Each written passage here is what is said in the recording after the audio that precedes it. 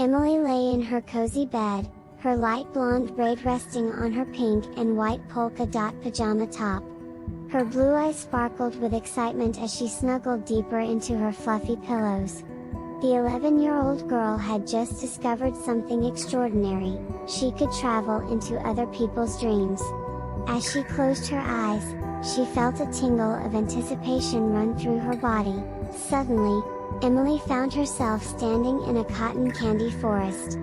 The trees were made of swirling pink and blue fluff, and the ground beneath her bare feet felt soft and squishy.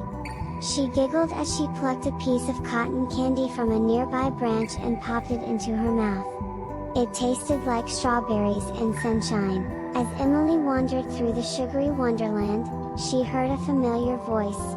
"Emily! Is that you?" She turned to see her best friend, Sarah, floating on a cloud made of marshmallows.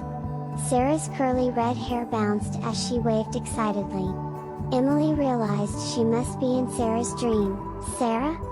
This is amazing!" Emily called out, her blue eyes wide with wonder. She carefully stepped onto the marshmallow cloud, feeling it give slightly under her weight. The two girls hugged, laughing at the absurdity of their surroundings. "I can't believe I'm really in your dream," Emily whispered, her blonde braid swinging as she looked around. As they floated through the cotton candy forest, Emily noticed something strange. Every time she spoke, the dream world around them shifted slightly.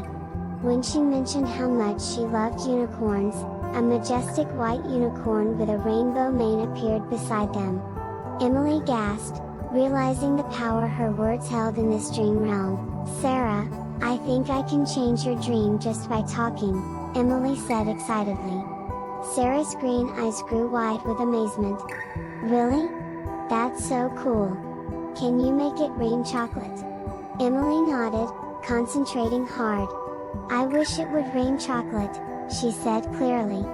Instantly, dark clouds formed above them, and droplets of rich, creamy chocolate began to fall. As they danced in the chocolate rain, Emily's pink pajamas becoming splattered with sweet brown drops, she suddenly remembered something important. Her mother had always told her to be careful with her words because they had the power to affect others. Emily realized this was especially true in the dream world. "Sarah," Emily said seriously, her blue eyes meeting her friend's green ones. "I think we need to be careful. If I can change your dream, I might be able to change things in your real life too."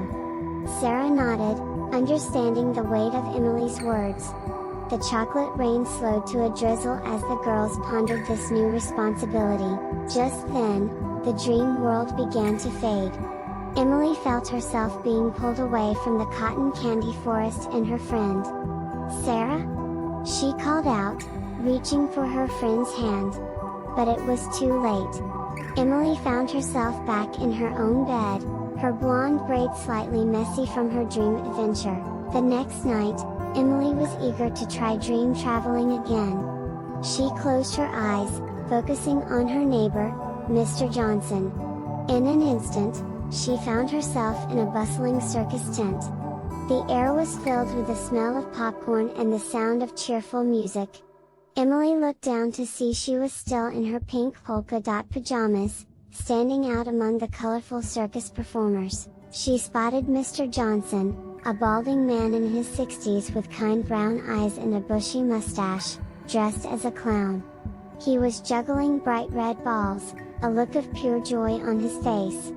Emily remembered how Mr. Johnson always seemed sad in real life, often sitting alone on his porch. Seeing him so happy in his dream made Emily smile.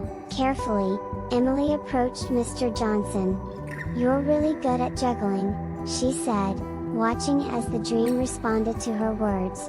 Suddenly, Mr. Johnson's clown outfit became more vibrant, and his juggling skills improved dramatically. He beamed at Emily, his painted clown smile even wider than before.